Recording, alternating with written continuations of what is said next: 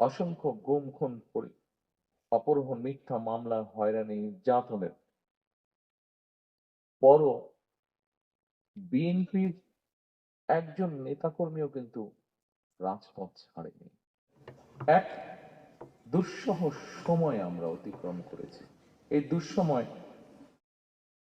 এই মঞ্চে দাঁড়িয়ে আজকে এমন কয়েকজন সন্তান তার কষ্টের কথাটি উল্লেখ করে গেছেন, যে সন্তান এক দিনের জন্যও তার পিতাকে হয়তো বা পিতার মুখকে হয়তো দেখার সুযোগ পান নাই।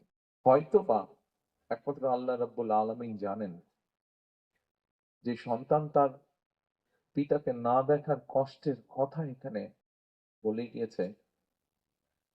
আমরা জানি না, একমাত্র রব্বুল আলামিন জানেন সেই সন্তান তার পিতাকে আবার কোনোদিন দেখবে কিনা। অনেক সন্তান এখনো অপেক্ষায় আছেন। আমি এখানে ঢোকার সময় মায়ের ডাকের পক্ষ থেকে কতগুলো ফটো এক্সিবিশনের মতন এক্সিবিট করা হয়েছে। সেখানে একটি ছবি দেখেছি। সেই ছবি থেকে আমার মনে হয়েছে আমার মনের সাথে সেই ছবিটি মিলে গেছে মনের কথার সাথে। অনেক সন্তান এখনো অপেক্ষায় আছে যে তাদের সেই গুম বা হারিয়ে যাওয়া, যেভাবে বলি গুম হয়ে যাওয়া পিতা হয়তো এখনো হঠাৎ করে তাদের দরজায় এসে কড়াটি নাড়বে।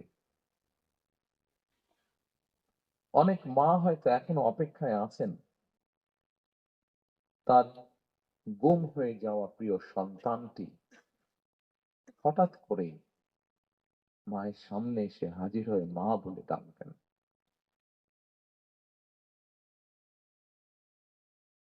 গুম খুন অপহরণের শিকার এইসব মানুষের শোকাতুর পরিবারগুলোর আশা ভাষা হয়ে কাজ করে যাচ্ছে একটি সংগঠন, মায়ের ডাক। ফ্যাসিবাদের শিকার মানুষদের প্রিয় মুখ হয়ে উঠেছে মায়ের ডাকের সানজিদা ইসলাম টুডি। দল হিসাবে সাধ্য এবং সামর্থ্যের সবটুকু নিয়ে নির্যাতিত পরিবারগুলোর পাশে দাঁড়িয়েছে আমরা বিএনপি পরিবার।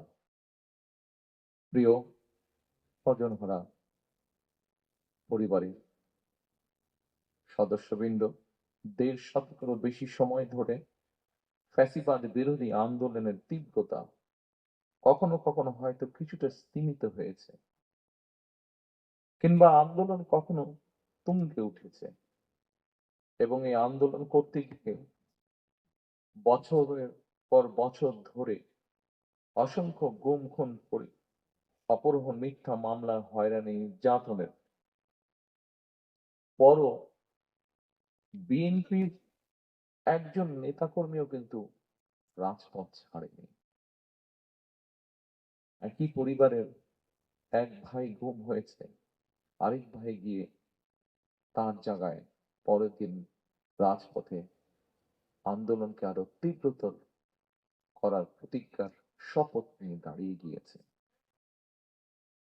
কৌশলের নামে গুপ্ত কিংবা সুপ্ত বেশ ধারণ করেনি বিএনপির